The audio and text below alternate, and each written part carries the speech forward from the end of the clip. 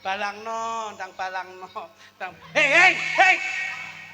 Balang ki yo balang. Gantalan nyapo kok balang helm gegeden.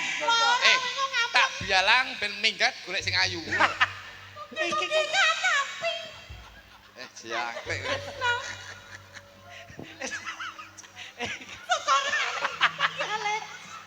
Ngabekti dhateng Kanjeng Ngasu. kok Kanjeng asu iki lho. Kayak kuwi enek kok ta. Nah, nek pake ora. Pae lho apik. Apik matane.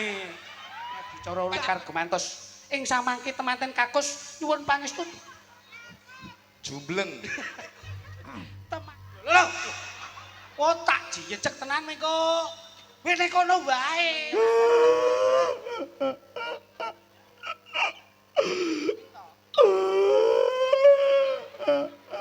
Toh minta.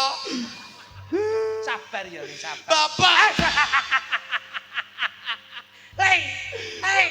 Waalaikumsalam warahmatullahi wabarakatuh. Alhamdulillah, alhamdulillah wa syukurillah barakallah. Ridho lan hidayah tumurun wonten ing keluarga agung Bapak Lurah sak keluarga. Nggih. Mugi ndadosaken berkah lan barokah lumeber sakyaning para masyarakat wonten ing kromasan. Allahumma Amin. Masya Allah. Kula niki kaya-kaya petangan budi kalian Mbah Lurah. Sebabe Mas. Ewa semanten saben beliaunya menika tindak wonten pundi kemawon. Kula niku selalu dipun kanthi ya Mas. Mesti diajak. Heeh. Dalu niki bertepatan nyinggaken wonten ing Bale Wisma, wonten ing samudraning bebrayan keng putra kekalih Mas Muhammad kalian Mbak Eki. Leresipun ngoten nggih. Nggih, Mas Eki, Mbak Eki menika putra saking Bapak Kepala Desa. Nggih, nggih, alhamdulillah. Mula Mbak Eki kalian keng garwa Mas Muhammad insyaallah anggenipun nuhoni wajibipun syariat ing agama. Betul. Lenggah wonten ing Bale Wisma insyaallah dadosa keluarga ingkang sakinah mawaddah warahmah, Amin. bagya mulya tentrem lan tinata Allahumma. Nggih. Amin. Selamat donya lan akhire. Saestu Mas, seneng dadi manten aja dadi manten kuwi nggih seneng-seneng. Nah, Nggih, mula dalu niki piyayi sakmenten kathahipun mboten kok wujudipun namung ming pengin golek hiburan mboten. Niki katitik keikhlasanipun para warga masyarakat Kromasan secara khusus secara umum tetanggi desa wonten ing Kabupaten Tulungagung menika nggih njurung ndedongak dhumateng Mbah Lurah sak keluarga Mas Minto. Niki mula hidayahipun ngeten niki. Pinten-pinten dinten sampun gelar reramen kados ngeten iki. nggih. Campur sari orkes ora ana mandeke njur penutupan tesik wayang kulit. Nggih. Niki yen didadekke dhuwit pun pirang atus yuta. Mongko ngunduhe temanten sik sok Rebo. Niku sok Rebo ya sik diramek-ramekke neh wayang kulit Mas Minto Darsono. Lah iya. Nggih, Lah, jajal. iki gembos sik enek ra Mas? Gembos pun Bali, Pak. Lah ya ngumun lho. Wong jenenge bola bali melu tanggapan lho. Kok iso lho rene iki ndak nggawa jarit iki lho. Sing salah dudu gembos. Lah sapa? Sampeyan wong ngono sik mbok jak. Lah aku kok ngurusi gembos iki bangkrah apa? Ngono kuwi ya kudune sesuk tetep dipertahankan. Oh, no. Nganti ngampil sarunge Pak Giyono. Alhamdulillah, mula dalu niki kula kali Mas Kluthuk mboten ngirangi raos hormat Mas Ah, ah. Minto. Subasita sopan santun adat ketimuran, para sesepuh bini sepuh lenggah, para alim ulama lenggah, para tokoh masyarakat lenggah dan dipun rawuhi kala wau Bapak Wabub, Lah, Bapak Haji Baharudin. nah salah satu kekuatan ing antarane ulama umarok dadi siji. Niki Kuwi sing gawe diarani- Mbah Abu Mbahmu. Mbahmu. Nggih, mula alhamdulillah menika Mbah Lurah sak garwanipun. Masyaallah. Kula lagi teka nuteng mburi petuan lek semi iso sumehe kaya ngono. Lek semi sing masak kalih bulik kemi. sing masak sapa? Lek semi kalih bulik kemi. Rawone enak apa ora? Rawone sedep, kluwake mantep, ya mek siji krupuke mlempem. Lho kegrujuk karo Lah yo duduk. kena duduh to Mas, Ah, dadi yo iya. mlempem ngono. Mula Nggih. Mas Kluduk iki nderek-nderek mangayu Bangga lho bangga melu lho. Coba. Sapa nek ora karo awakmu ya. Alhamdulillah. Arep karo sapa neh coba saiki Lagi, sapa matur neh? karo warga masyarakat Kromasan aja kalah karo adimu. Kromasan ini menjadi percontohan, Mas. Contohan Pak niki rumah Sejatosipun pangapunten. Kudu Mbah Lurah iya contoh. Gitu contoh, Mas. Untuk Kromasan ini warga masyarakatnya yang guyup, rukun, bersatu padu, ada tongkat estafet keharmonisan dan kesejukan. Iki lho. Dadi Mbah Lurah ki mengajak masyarakatnya ngejak tentrem, ngejak ayem. Mbah Lurah iku tenan, ora kaya Mbah Lurah sak Tulungagung iki nun sewu. Ora kaya Mbah Lurah Kromasan. Pripun? Dalam rangka meresmikan gazebo nanggap payang lera Mbah Lurah Kromasan. Matane. Kok ngresmekne gazebo piye to? Wong kene iki wis genah nek dampar keprabon Lah utawa iya kuwade. ngresmekne gazebo karo ndawke putra lan putrine. Gene ngerti to? Nyatane ing dalem menika sampun kelaksanan Pak Min. Heeh. Kula seneng ya. Ora seneng kepiye Cobi? Sampeyan rada rono, Mas. Rada Sing rono. delok ning dhuwur gazebo lho. Nyapa? Kaya wong Pak Pikep kok kene. Kuwi iki jane Mbah Lurah ki pancen nggih fasilitas karo masyarakat ngono. Kuwi ketok sing beceke akeh linggue ning kono kuwi. Kok beceke oke ya pancen kuwi lenggahe khusus masyarakat umum kok iso. Nggih. Wis pokoke alhamdulillah Pak Minto. Heeh. Alhamdulillah ing dalem menika Kromasan menika Mbah Lurah ndapke putra lan putrine. Alhamdulillah. Niki nun sewu kula ya sok kala niku nun sewu ya banyol ya tutur-tutur. Mantene lanang ki lho. Muhammad leh grapyak kaya ngono kae. Asmi. Asmi. Dituturi sing apik Nggih, ben asmi. sukses le omah-omah ki carane Ngono, Mas. piye. Ngono. Ngeten. Mbah Lurah mbok menawi aja meneh kok Mbah Lurah. Pak Mudin Kromasan iki kira-kira ora paham karo ramalan kuwi. Pak Mudin Kromasan ki Kira-kira ora apa? piyayine ki tawaduk lho. Tawaduk tapi nun sewu. Yen nek dhewe iki Ora apal karo ramalan kula, Pak. ya jelas lek Pak Mudin iki kan khusus iki babagan agama. Leres. Lek ramalan nomor awakmu Lah kok mesti. nomere nyapa to Pak Minto? Lah ramalan ki biasane nek warga utawa Tegese- akeh wong maku yo ngeramal bareng ngono. Tegese kok krawal bareng sampean ki ora tau tombok ngono lho. Titip. Titip tapi lah yo sithik sampean iki. Iya. Ngeten Pak Minto. Mbah Lurah. Mbah Lurah, Mbah Lurah lenggah. enggak. Hmm. Mbah Mudin Piyayine pancen ora banyak bicara Mas Mbah Lurah ki. Diam. Tapi secara bukti otentik realitanya itu luar biasa. Tapi Mbah Lurah ki sing piantun sing saudarane pejabat sing sak sok Mbah Lurah. Pancene ngono, ngono lho. Ya sok ana sok ora dadi iki kadang Kowe iki contongmu ya mesti ada terus kok iso. dinamika kehidupan itu pasti ada. Ngono lho tak omong iki. Nuwun sewu nggih Pak. Miturut Ah. ramalanmu piye? Niki izin anu Mbah Lurah. Heeh. Mbah Lurah mungkin tidak menyadari bahwasanya pada malam hari ini adalah hari yang spesial kanggo temanten kekarune. Masya Allah. Karo temanten Iya. temanten putri. Iya. Loh, spesialnya di mana? Spesialnya ngeten Pak Minto nuwun sewu. Heeh. Iki dinane apa? Dinane ki Minggu. Minggu wetone Wetok pasarane. pasarane Minggu paing. paing. Minggu kuwi 5, Paing paing 9. Songo. Songo. Jumlahe 5 karo 9 14. 14. Gambare 14 menika pesta. Sama kok nomor yang untuk Pak Minto. Ki lurah barang kok menuju apa pekat lho penyakit Niki masyarakat. ramalan iki. Hmm. Angkane 5 karo 9 Jumlahe 14. Tanggale Tanggale iki nek ora salah tanggal 12. 14 karo 12. 14 karo 12 26. 16. Gambare? 26. Aku wis paham. Pengate kok nomor sampean. ora rolasmu gambare jaran. Jaran nyeledak sampean. Ngene kudune ya. Yo ora apal Pak Minto ora tau tombok. Nggih ular-ular ning anak putu. Anak putu diular-ulari togel itu bisa men. Lho, lah kuwi kan menjanjikan lek umpama dhewe Menjadikan ki lek menang lek kalah jeleput. Sampean ki Anu Mas, pangapunten. Niki bocah niki pun penting penggali. Nah. Pun lerem pikirane. niki ki Pun ramalan. diracuni babakan sing perkara pekat penyakit masyarakat. wis beda. Wah, Beda. benten. Wah, Kula sakniki tombok nomor wis ora tau. Ora Pak tau, Minto. Mas. Kula niku Syukur, ngawur syukur, jenengan niku. syukur, Sakniki kula alhamdulillah. JI. Sakniki Hah? kuwi apa padha wae jalure kok sing iso. langsung oleh ngono lho. Oh, no. Lah meh lali neh Pak Minto iki malah. Jenengan Jumlahe pun- 26. 26. Hmm. 26 bulane Oktober. Oktober Oktober ki wulan pira? 10. 10. 26 karo 10. 36. 36. Gambare Karena sepeda ontel. Mas, Iya. ojo ganggu. Iki bocah iki lagi ning neng. Iya. Itu ilmu lho Pak Minto. Pak Minto ilmu. 36. Gambare apa, Mas? Beda. Jawa tos ya. Kok iki ketularan kae kok. 36 taune 2020. Mm. 2020 iki angkane 2025. Lima. Yen dijumlah 225 songo. Nggih. 36 karo songo 36 karo 9 petang 45. Niki lho, niki lek paham. Petang 25. Mulane wis pas sengaja ora sengaja penyipun Bapak Lurah Kromasan ndhawuhke putra lan putrine dina ing weton iki jumlahe 45 ki saka tembung wong Jawa aja sampe lali papat kiblat 5 pancer. Masya Allah. Ya ampun, rupane kaya ucok bakal nih kaya. Ucok bakal. Penemumu wis apik lho. Tegese papat kiblat niku temanten kekarone Mbak Eki karo Mas Asmi yen jedaupan wis ketemu jodone aja sampe medhotke silaturahmi. Mas Asmi ya kudu srawung karo dulure Mbak Eki ya kudu srawung karo dulure Mas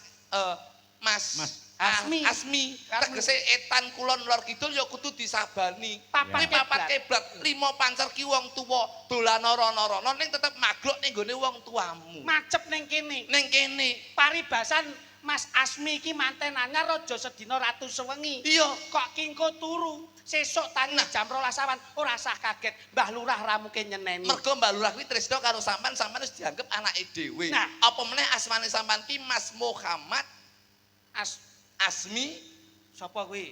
Mas Muhammad Mas Muhammad As. Ulul Ulul Asmi. Iki namanya wis lafate wis lafat Islam. Padha Dadi karo nun sewu. anakmu lho jenengke. Nggih, nek anak kula pun gantos sakniki, Pak. Sapa? Eko Saitonirojim. Dudu kuwi ya, dudu kuwi. Tak minta. Aminono wong Eko aku dhewe kok. Iya. Plane aku ndek iki wedi anakku tak jenenge kuwi kok nuwakal tenan dipek. Lah iki lek mu tresno karo Mbah Lurah kok iso. Mas Muhammad, ndi wonge? Oke. Sip. Kayak cah pondok ya. Loh, mula Tapi ngeten. asmane Muhammad kuwi saka tembung Ya. nyuwun syafaat saka Kanjeng Ya. Nabi Muhammad sallallahu alaihi wasallam. Masalah. Hmm. Sampeyan wis daup karo Mbak Eki. Eki. Sesuai dengan asmanin jenengan sing berlafadzkan Islam. Islam. Nun sewu nggih. Dadi lho, Iki Mas. wis dedaupan. Dadi lho. Kowe Nyambut menok, gawe. kowe kenyak tuapuk lambimu lho ya. Isinku ya isine Mas Minto. Iya, iya. Ngono. Iki nuturi manten lanang iki lho. Ning Kowe lho. iki ra pengalaman, aku iki pengalaman. Pengalamanmu sak pira. Awet no. Kowe duraku to. Dhuwur kowe kutakan. Ngono. Ora aku kuwi celelekan lho kowe iki. Dijak omong-omongan apik. Kan iki contoh. Iya. Iki lho nggo contoh. Iya. Ora ngengkel bae. Wis to bene. Tutur ya bene lek Tutur. urung nglakoni kaya Mas Titik iki tutur ae lah. Lah, ora percaya lek sing nuturi iki, Bos. Lah iki lho. Tak jokke iki sing sepuh. Lho iya kok, sik. realita. Sing tuwa sing njur engko nom Nah. lagi penguate. Boleh kita sebagai entertainment loh. Hmm. Nuturi iki ya sing Apik Mas tak dukung. Asmi.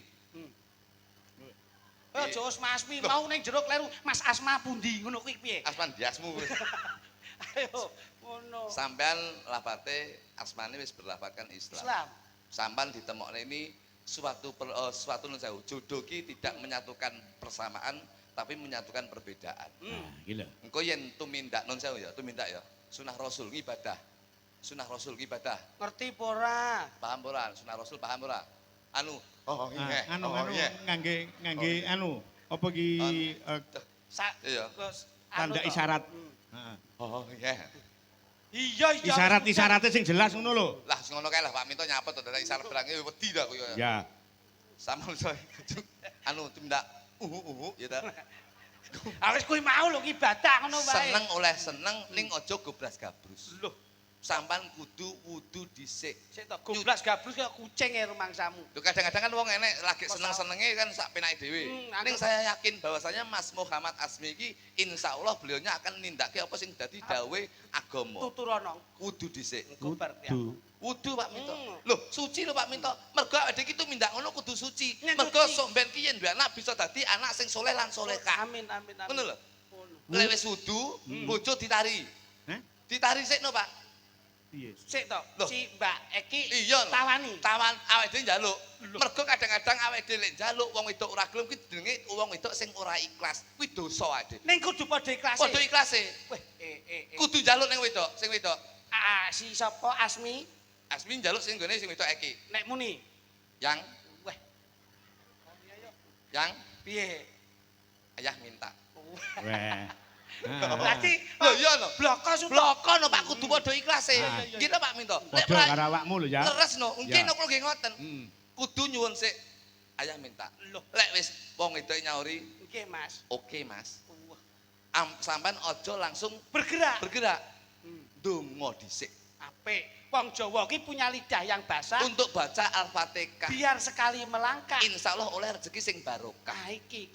Yen wis kaya ngono arepe tumindak Heeh. maos bismillahirrahmanirrahim.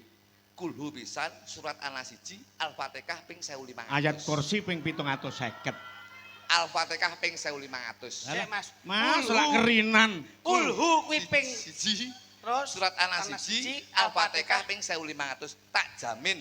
Wis, iso syariate pas. Eki keturun. Lah ya suwi ngono iso. Wis pokoke padha ikhlas e.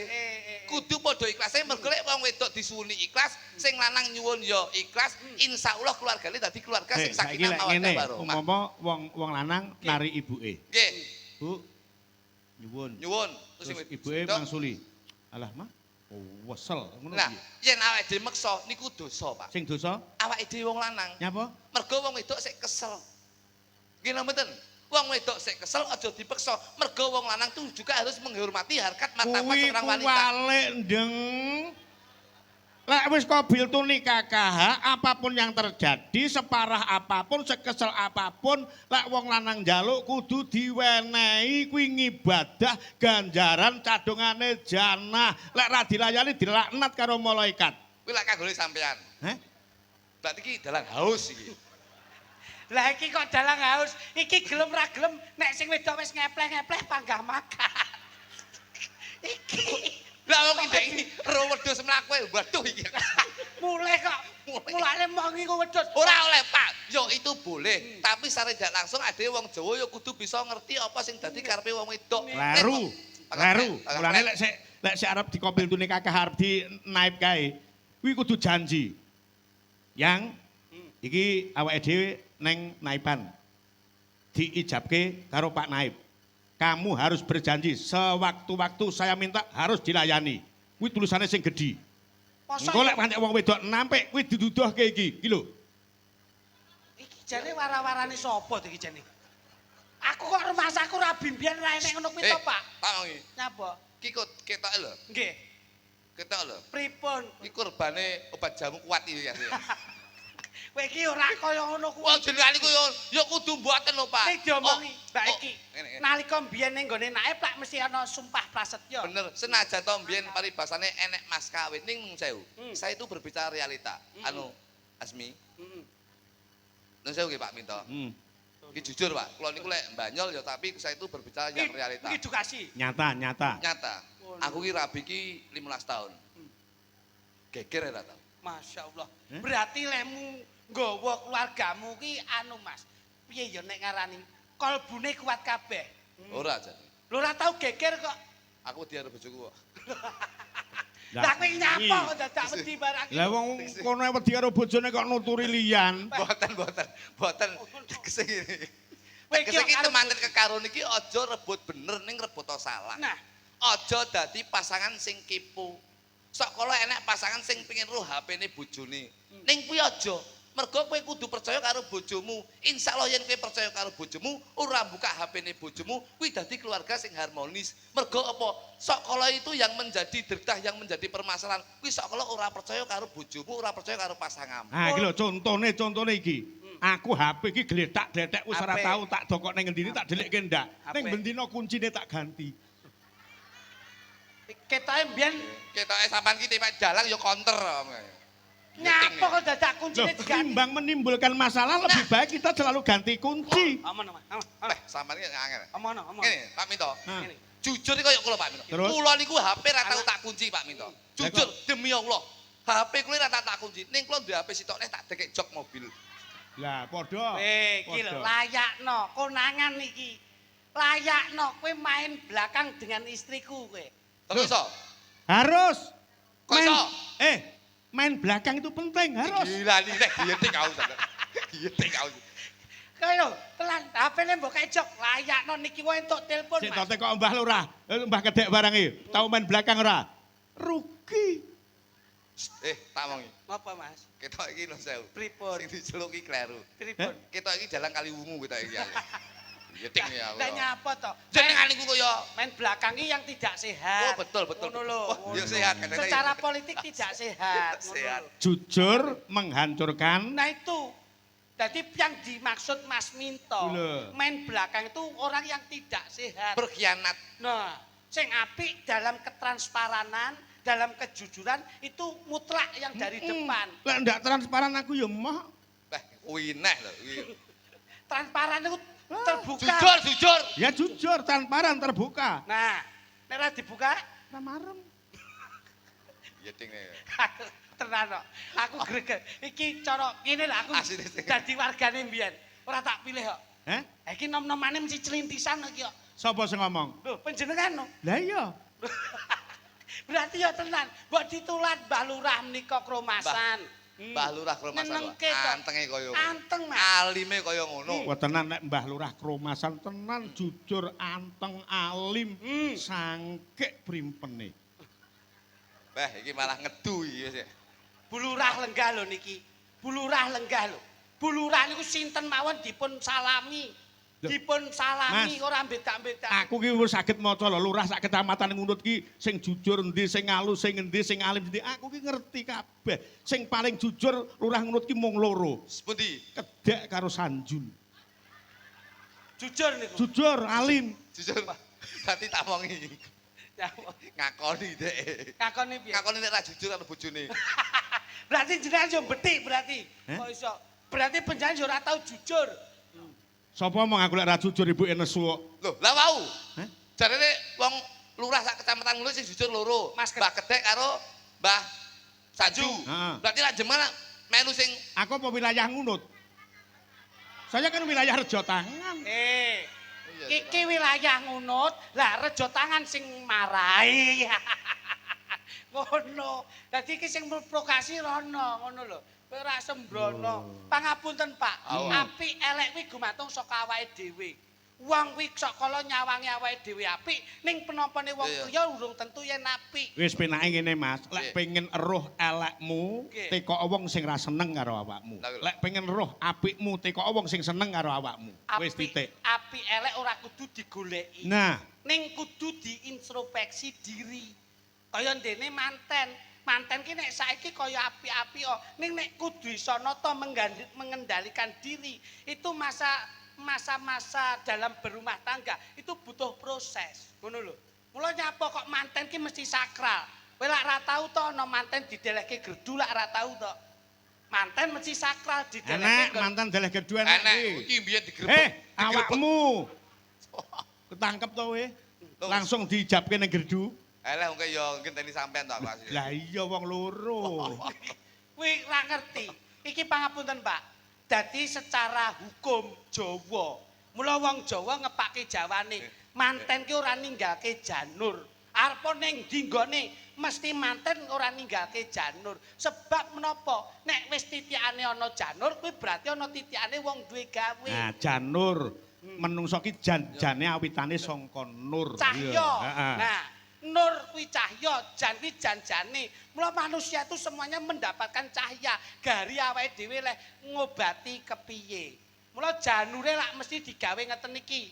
Dieto-eto kados rante. Rante iki apa? Dieto-eto kaya rante ngene iki. Rantai kuwi tegese silaturahmi. Jenenge menungso kang urip ning alam donya aja sampe medhotke silaturahmi, mergo silaturahmi kuwi padha karo nyedhake rejeki. Enek meneh janure nalika temu, kuwi iso diarani kembar mayang. Kembar mayang ki lek wis bebarengan urip kekarune kudu mayang ki madhep manembah nindakake sembahyang. Nah gene ngono lho sing tastes kembar mayang ki lak mesti rena-rena. Ana wujute kupat. Kupat ki ngaku lepat, temanten kakung ya ngaku lepat, temanten putri ya ngaku lepat. Tutup-tutuplah lembaran yang lama. Kemarin adalah kenangan, sekarang adalah tumpuan dan besok adalah jawaban. Ora liyaning kupat mesti ana lepet. Lepet ki disilep kanthi rapet. Jangan sampai pasangan itu membuka aib rumah tangga masing-masing. Iki lho Mas, niki Nah. cetok. Tur meneh sik ana sajene barang. Lek dijawabke kae ana sajene kuwi buceng. Buceng menika yen mlebu kudu kenceng. Tegese yen mlebu Mbak Eki mlebu ning atine Mas Asmi. Asmi kudu dikencengne Mas Asmi semono uga tresnane ya kudu dikencengne mlebu ning atine Mbak Eki. Bujeng tumes Mlebune kenceng metu kudu lemes. Tegese metu kudu lemes, Lemes penggali. dilemeske penggalihe, dilemeske pikirane. Luwes Wong rawunge. Luwes rawunge kudu sabar, sabar kuwi subur, ora sabar mlebu kubur. Alhamdulillah Nah. niki lho Pak. Dadi Pak. tatas titis tetese Kuwi lek kepenak. jelasne ngeten niku kene iki suruh Nah, tengah awet. mengko dibablaske lek pitutur luhur kagem temanten ya. Iki diselingi lagu Loh, dhisik. Lagu lho. hitungane wong Jawa nggih tetep kudune hiburane Ya Pak. lho. Ngaten. Wong nu nek sepaneng terus ora kepenak. Tenan aku lek sepaneng nu yo malah kaya wong stres. Aku ndang golek kanca yo nyanti golek hiburan Wis ngono kok aku. ngono neh mesti yeting aku. Lah timbang stres, Ah, wis. stres iki kembange wong lara lho. Ya, ya. Lara iki kembange wong mati lho. Apa pengen kowe mati nom? Kula nek mati mboten pengen nek ajeng jenengan slip monggo. Hah?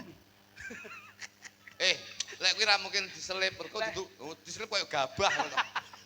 Mangsane. Ya, Dok. Kaya ngapa? Iki Iya. kagem para sepuh sik diaturke mligi kagem Bapak Markam. Sing putih, sing putih, sing putih. Iki ngersake kacu kuning iki mau ngecak pesen. Napa? Kacu kuning. Kacu kuning. Bal dicetik. Kacu ndeng. Yo, digarap seragenan. Sinten sing nembang sinten? Saka Mbak Diah, Mbak Lilis, Mbak Luki karo Mbak Punjung. Ngatek, ngatek. Mm, Sik, ya. ngatek, ngatek. Jajal Ya, ngatur sik, coba. sepotmu jajal. Mas, sepotmu coba Sik, kene. Ya. Ya. So, Ayo, Dok, celok ngaten. ngatek. Sik, Iki dicelok ngatek. pundutane Bapak Markam diaturke.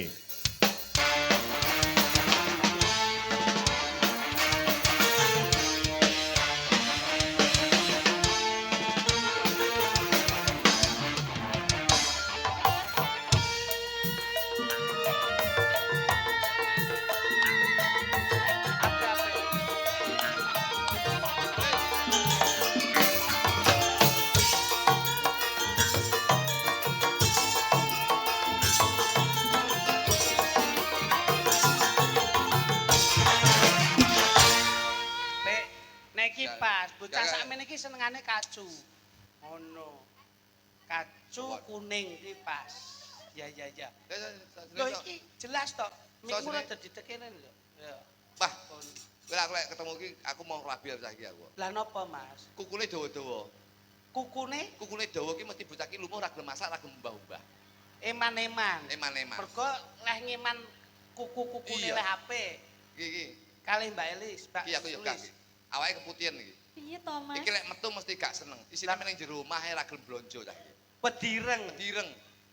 Ya. Dene iki. Nginang ini ra. Iki ya ra ireng ra putih. gak seneng aku ya. Lah ngopo, Mas? Anu rambutnya iki bocah iki hidepe dengkeng iki. Lah kepiye? Iki bocah iki nun sewu. Kala iki bocah iki seneng nyawang wong lanang sing luwih ganteng timbang bojone. Wah. Kenean ki. Ngene iki ngono kuwi sumpah aku. Sing kene iki man iki ora gelem Wes. nyambut gawe lintuh. Lintuh. Iki wegah kenek panas mergo Ah. direng. Iki nek nyawang luwih nyenengke wong liya timbang bojone. Iki mesti setia. Gak sip iki. Lho pripun? Bathuke nonong. Lah wong wedok nonong pra ya apik to. Bathuke nonong ki mesti nun sewu mek ning omah tok ora gelem mikir apa-apa sing mikir wong lanang.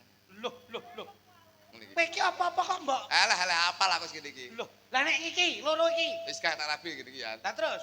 Iki mesti terjik panganane ngene iki. Wah. Iki lek ra nun sewu iki lek ra daging moh iki. Lho. Kowe iki kok paham to? Boros. Masyaallah. Kowe iki kulino ngerti urusane wong wedok loro iki jajal. Alah kuwi malah ngentek-ngenteki wong lanang kuwi. Loh. Loro iki. Ragate akeh dulu to, rupane ayu-ayu resik-resik. Iki nun sewu dhuwit blonjo sak kala entek tukokne skincare. Loh. Iki sitok iki kaya Lah, lek iki jos aku iki cocok. Lah. pojok kuwi. dhewe kuwi Iki seneng. aku cocok. Iki sembarang doyan. Mbok makani lodeh ya gelem, sambel bawang ya gelem, uler Hongkong ya gelem iki. Rumangsamu ya murai batu wae kok iso. Neng kene iki Mas. Jek, Awake dhewe nuruti penggemar utawa pecinta wayang kulit. jek. Dadi kabeh mau digawe rata, sing tegese sing sepuh ya keturutan, sing enom ya keduman. Leresipun antawisipun wonten lagon, lucon, lajeng lakon. Nah, niku. Nggih. Ora ngerti. Leres. Masmu ora ngerti lagon, Lagon, lucon, lakon. Kuwi ra mudeng. Lagon ngertos lakon lucon niku ora to. Lucon ki ya kaya awake dhewe engko nek bar bali rampung njur nemoni Mbah Lurah badhe nyuwun artol lelucon. Nah. Kuwi lelucon ngono. Nuwun sewu, Mbah Lurah, gandeng sampun rampung lek kula nyambut damel wonten ngriki. Nggih. Niki lajeng kados pundi le Maringi arta lelucon kula. ngoten. Engko aja nganti kleru, engko aja dik becekan diweke. Ambleset to niku ngoten. Dibablaske ya, Mas. Siap, siap, ngoten. Iki ana pundutan sangka ingkang menggugati jenengan didamel ken damel prakmenan ora ketang mung 2 menit. Ayo pramen ki sing jumbo kalih ngen pahargyan dalu menika, Mas. Heeh. Ngoten. Nganu mawon dicuplekke leh prosesi temu manten. Heeh. Nah, prosesi temu manten jur lari nem-nem sing ora ngerti ben dunung. Ngoten. Oh, ben dunung. Nggih, Cara wong nggih. dadi manten ki kemasane kudu kaya Ah, ngene, nggih. nganggo adat Jawa ki Leres, ngene. leres. Heeh. Nggih. Nika sawetawis ngampil MC-nipun anu Jalaluddin MC Beken. Ngoten. Anu Mas, calon bojomu cepake sik, calon bojomu. Nah, Sing calon bojomu. bener. Ah aja iki, ya iki yo sik kenomen. Kenomen dadi Sing ibu pas ra karo wangun. siamu. Lho iki ra cocok iki. Bener. Soale nggon weton beda, nggon weton. Delok anu wae sing ngene. Nggih percontohan ya. Iya, iya. Sing iki sik njajal nggih percontohan. Nah, Ini Nduk. kuwi ibune temanten. Niki ben bojone niki. Oh, bojone. Kok ibu wah Kok kaya gerdu. wong wedok kuwi nek nggon ayem pikire tentrem nggon atine iki ngene iki, sumeleh. Wong sing semeleh ki kaya Iki ngono. malah rencanane karo Mbak Lurah Kerumasan ora oleh mulih pipit iki. Lah damel napa? Arepe nggo kentongan beli desa. Ayo tutuke nyilehtekmu kuwi. Diarani wong wadon sing gelem semeleh tegese mbalung suwal ki kaya Mbak Bibit. Copi. Mas Mas Luduk saking rika. bojoku sing ndi? Bojomu iki kowe kok nggo buntut barang ki apa to Nduk ki? Wis bangsane. Kok Godi men. Kowe milih iki apa milih lek semi? Lek semi nyepak kono kae, kono raja rono lho. Wah, Tak gede. temokne sik kok iso. Godi bojoku. Iringane napa, Mas? Iringane Ajenge panggih lho niki. Nggih. Iringanipun anu Iringane anu apa Mas? Sing penak apa? iringane papala. Papala. Kok papalan mbahmu kuwi kok iso. Ya sakral no. Nyuwun sayening purtami kang dadi kinurmatan. Ing samangke sampun titiwan ciangginipun adicara panggih pinanganten. Ing samangke kadheraken para pira pradonga kanthi ngungelaken nggih menika kodhok orek. Nah, ini tenanan. Wah, sakral. Dumateng para bapak soh ibu ingkang dadi kinurmatan. Ing samangke panggihipun pinanganten kekalih sampun kawis turu. Nggih punika jengkaripun pinanganten putri ingkang sampun mijil saking Gunung Bulu. Weton genggek, Mas.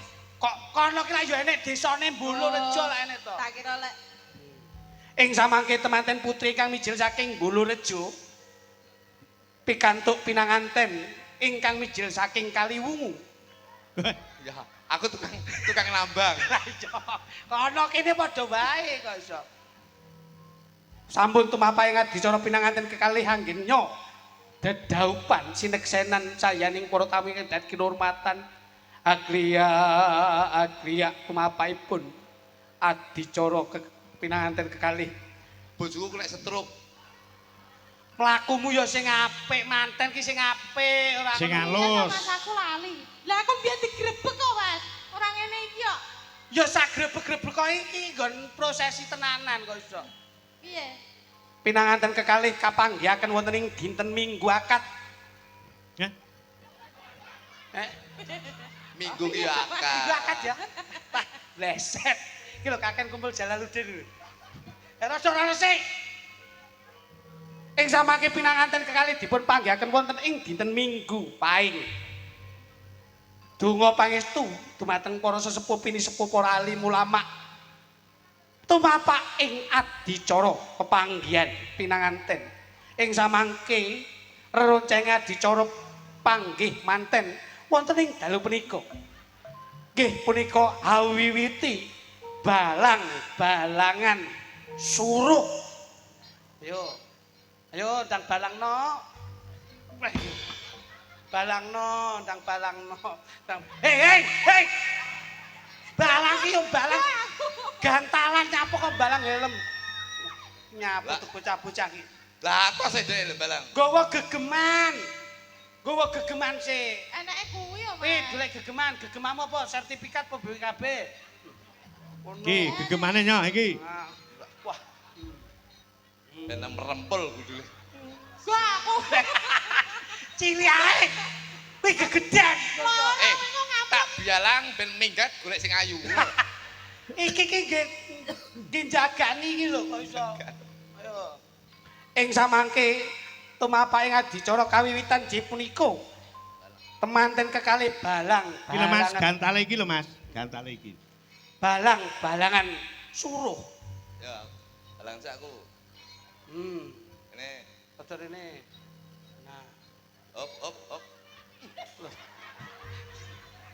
Kaya dilebokne lho ngono iki. wong balang dadak golek blowokan nyabut.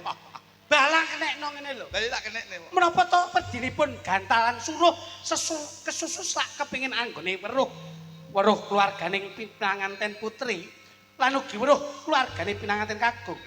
Ing samangke sampun adicara balang-balangan suruh inggih punika kapratitesaken Ugi balang-balangan gendu. adicara sesungkeman.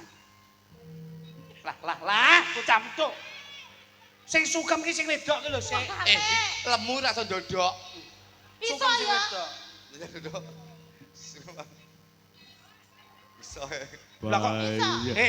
ndodok yo gawe aturan Mas Pak Pyoh ngono ku lak yo. Lah kulit. Ndodok ki yo ngene lho, kowe iki jan mau wis kadung adicara sungkem ki lho, ngene plek. Lenggahe alon-alon, plek. Njur ning ngarepe dimatke. Nah, terus Opo iki? Kowe iki lagu ae. ya arep nyanyi. Terus langsung katurke kabekten, ayo. Ing samangke adicara sesungkeman pinanganten putri. Nyuwun nidi pangestu. Bojoku gede sekok. Sono. Ah terus muni Pit. Opo kuwi? Opo iki? Parah, rasa mbok teroke. Lah jere kon muni ngono. Beli piye? Beli piye? Opo iki? Malu iki. Dua tas kene. Ing samangke anggennya pinanganten putri sesungkem dumateng pinanganten kakung. Wedi. Duh, Turakan sungkem kula. Sungkem pangabekti kula iki kanca. Dumateng Pokoke- panjenengan. Se. Mugi-mugi kanapi. Jangkrik. Nah, Galet. Iya ta, Mas? Iya ta, Mas? Lah kok arep mbok perkosa? urung wayahe. Kowe iki mek sungkem tok ngene lho, kok iso. Lah jere Kita- kon sungkem. Penasaran karo. Ayo kene. Penasaran karo. Sing. Yo maju disungkemi. Iya lho. Ing samangke pinanganten putri wonten saandhapipun pinanganten kakung. Duh Kang Mas, Duh, Kang Mas. opo kuwi? Sungkem bekti kula katur kagem panjenengan Kang Mas. Bekti Mbok. kula. Dol-dol nek. Wis ta meneng kono. Ndang to. Ugi ya saged tinampi Mugi ya saged tinampi. bekti kula kagem panjenengan. Ya. Bekti kula kagem panjenengan Kang Mas. Tak tampa, Nduk. Muga-muga kowe bisa tresna marang pun Kakang. Lit-lit. Ing samangke pinanganten putri anggandeng asta sesarengan lumampah tindak sak pecak nut jumangkang suku kedeping netra kalarapaken wonten ing damparing keprabon lah kok temanten lanang matane picek kuwi nyapa kok dadak Lah tuntun gandeng terus diserek ngene yo digandeng ngono Kuwi lho sing marahi. ora kok ora Gandeng ngene iki lho. gandeng Ngene. ngono ayo sapa ki lis sapa ki Ajeng teng pundi Mas? alah ajeng ngedol anak cempeni le kok jadak tekoki barang kene Tak Loh, pikir lek Mas Kluthuk ajeng ngawinke kebo.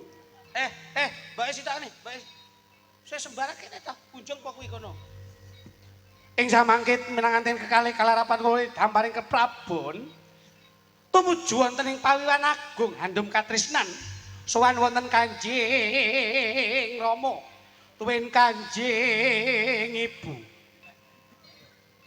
sak berkatyaning para keluarga agung ingkang saking Bulurejo Nggih. sarimbit kalian keluarga saking Kaliwungu Anggenipun ngabekti dhateng Kanjeng Asu. kok Kanjeng Asu iki kok iso Iya ting Kanjeng Rama kok iso iki manten tenan lho.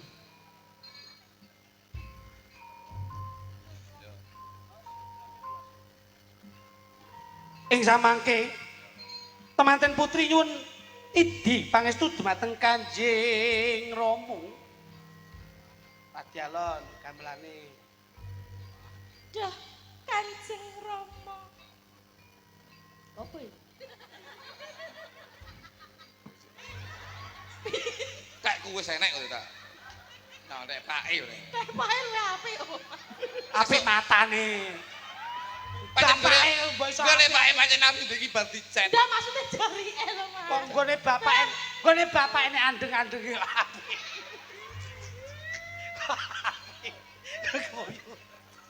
Ayo, sing tenanan ki dipirsani bapak-bapak iso. Ing samangke pinanganten putri nyuwun nidi pangestu dumateng Kanjeng Rama. Duh Rama, Piye, Nduk? kula nyuwun pangestu dumateng panjenengan. Anggenipun kula bebrayan sageta. Le, Tuk, Dalem, Pak. bojomu kan mundur, Le. Napa, Pak? Iki nggone bapak sinyale lagi apik. Kon mundur. Kleru neh. Ayo kemajon no, kok iso. Kok muluk. Aja ngono keri. Jan iki wong apa unta bodi. Iki kandhon banyu. Ayo kowe dinteni. Mugi-mugi sageta langgeng. Iya, iya. Ndak pangestoni ya, Nduk. Kowe siji-sijine anakku sing ndak tresnani muga-muga kuwatno atimu, selehno pikirmu, matepno tresnamu marang garwamu. Muga-muga bisa atut runtut rentunan kaki lan ini kang jinangkung ya Cahyu. Injih Rama. Ing samangke sampun paripurna anggenipun nyuwun idi pangestu pinanganten kekalih nyuwun Kanjeng. Kanjeng. Nyuwun idi pangestu dumateng Kanjeng Rama. Tumapaing adicara lukar gemantos ing samangke temanten kakus nyuwun pangestu Jumbleng. temanten kakung nyuwun idi pangestu dumateng Kanjeng Ibu.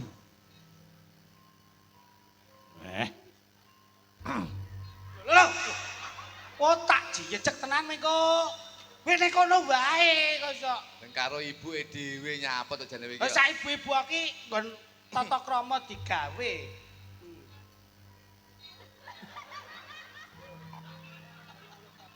Bu. Nyun donga pangestu. Muga-muga anggen kula rabi kalih diajeng gas 3 gram 3 kilo. Muga-muga awet ya, Bu. Ya Le, tak pangestoni. Muga-muga awet anggenmu bebrayan. Amin ya, amin, Le. Bu. Nggih.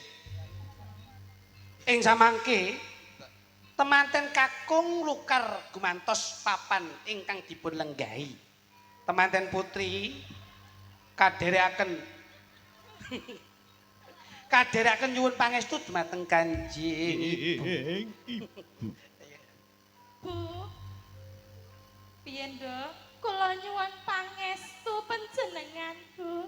Iya, Nduk, tak pangestoni Nduk Cahayu. Mugi-mugi anggenipun kula rabi kalian batang niki sageta Yatang gundulmu.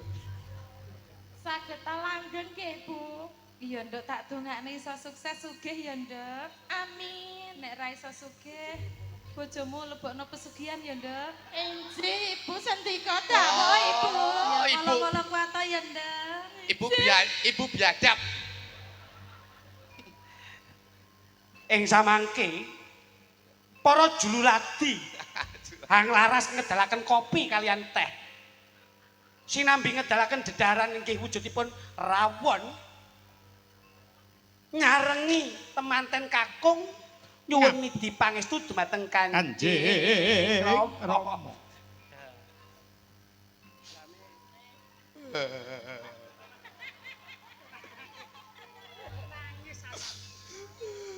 Anakmu nangis. Terharu, Pak. Ya ampun, kok nangis ngopo le? Wis aja dadak nangis. Aja dadak nangis. Saking bahagiane iki, Aja Pak. nangis. Kon cahe kesenengan.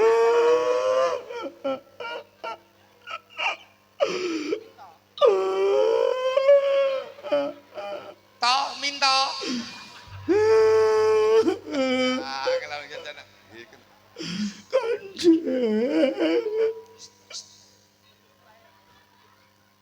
Sampai nyapa nangis. Sing nangis iku lho. Lho, trenyuh wong kono ki. Ternyata nyawang manten kaya ngono ki trenyuh. Wakil kok iso. Ing samang kene lho. Ing samangke temanten kakung niki pangestu. Kula nyuwun teko pangestu.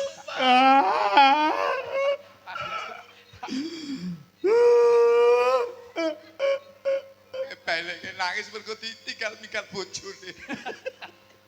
Sabar ya, Le, sabar. Bapak. Hei, hei.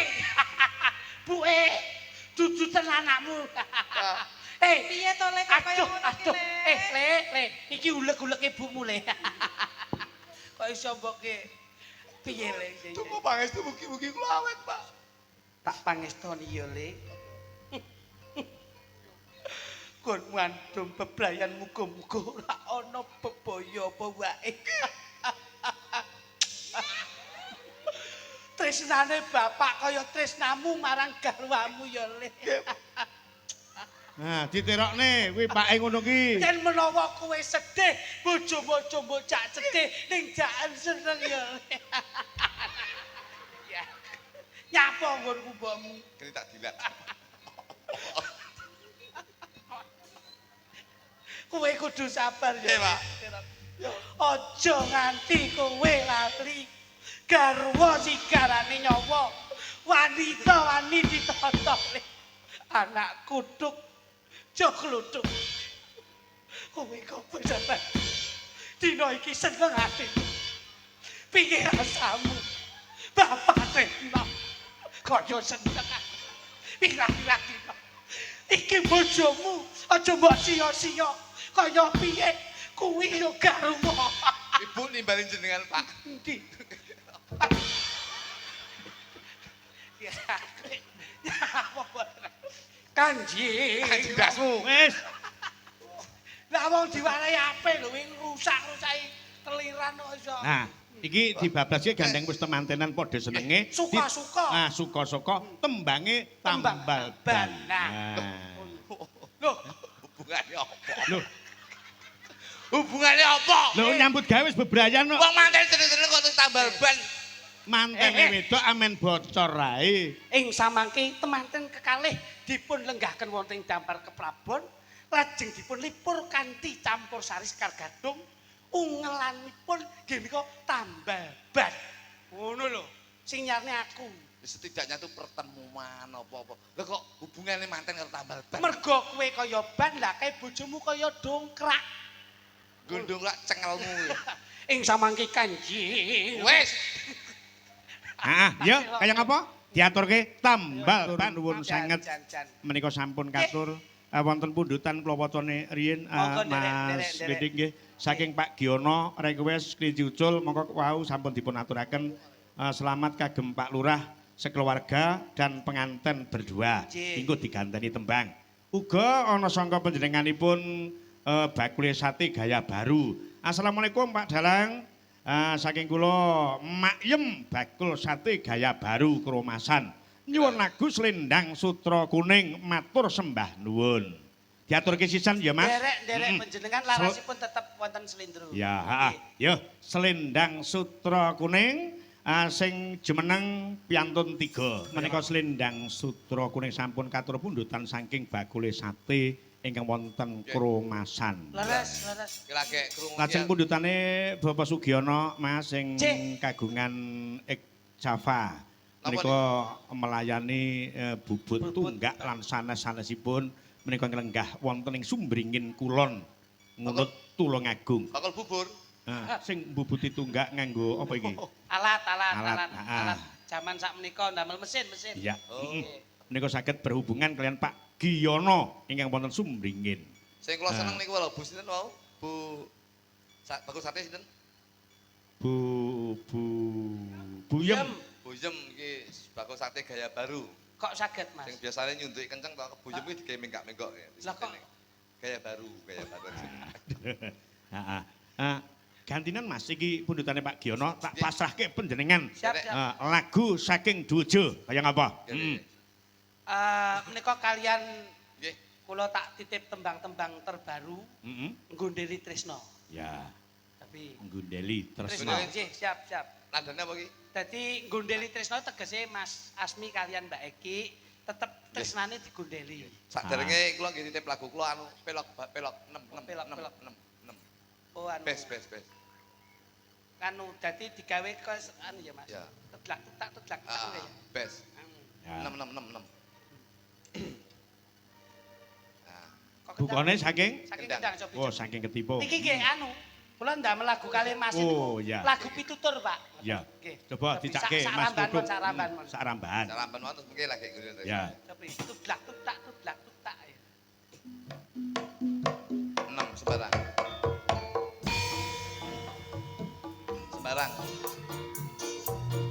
Neno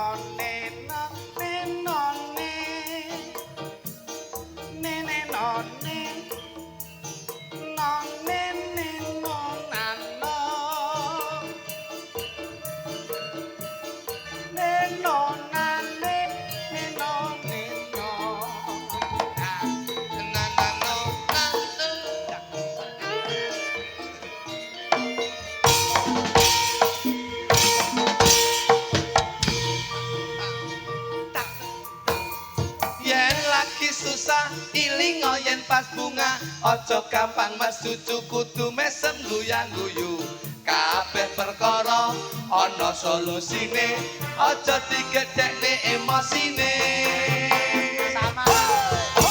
jatahe manungsa wis diatur sing kuwasa ojo ngekeki mangsa sing penting budidaya ngarep tetungga dateng kang kuwasa mugi-mugi penjalukmu enggak dikabulna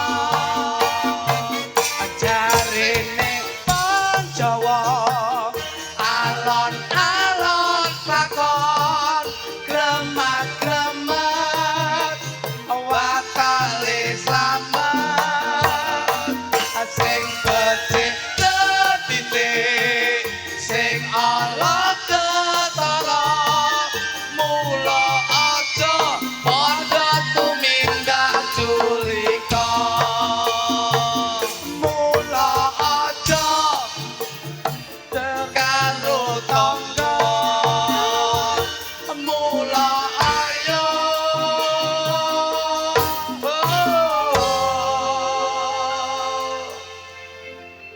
urip samadya Iki, Pak.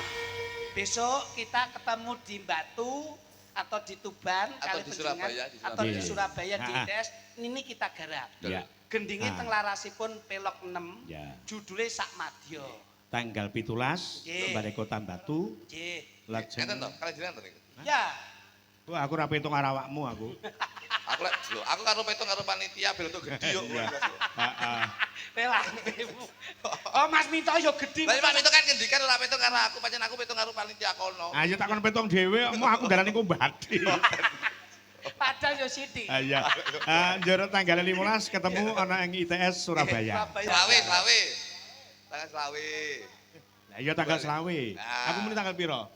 15 dina. Awakmu nu sing muni. Jenengan lho. Tanggal piro? 15. Lah iya awakmu sing muni. Lah niki lagune sing bocah nom-noman. Ah ya, Sapi, kaya apa? sapi. Nggih, Mas Klidik, Mas Siap, Bu. Duduk Siap, ngemuti menika pundutanipun lampan purba Nggih, kayun nggih. menika Ngoten. dawa sanget. Saestu, Pak. Panjenengan saged lumengser Nggih. lajeng matur dhateng Kang Mangku Gati. Nggih. Bibaripun panjenengan mandhap satu tembang sinden songo ngadeg kabeh metle wit praolayar nganti gambang suling. Siap. Nah. Ing baku dalu menika mboten kok beliau nyambah lurah pamer mboten, sombong nggih mboten, nanging prinsipipun beliau berbagi kebahagiaan, Betul. bersedekah sesama umat. Dawuh, Insyaallah sedekahipun beliau ngentekke ragat golek nikmat, insyaallah slamet donya akhirat, sedaya keluarga pinanggih manfaat. Ing dalu menika kula lan panjenengan karomah hidayahipun saking Kanjeng Nabi Muhammad sallallahu alaihi wasallam. Amin. Sembah nuwun nggih Mas. Nggih. Mbok bilih wonten Mboten- klabe ngatur nyuwun pangapunten. Sami-sami. Kula kalian Mas insyaallah derek nempil kamardikan wonten ing pakliran panjenengan. Nggih. Mboten dadosaken kuciwaning penggalih, Nggih. kepara dadosaken renaning penggalih. Dalun. Mila tembunge sega kupat sega liwet Betul, ora liwat liwat andum. andum. Amin, slamet. amin, amin, Nah, amin. yo, kaya ngapa? Wit saka praon dados yo, ngadeg kabeh nduk.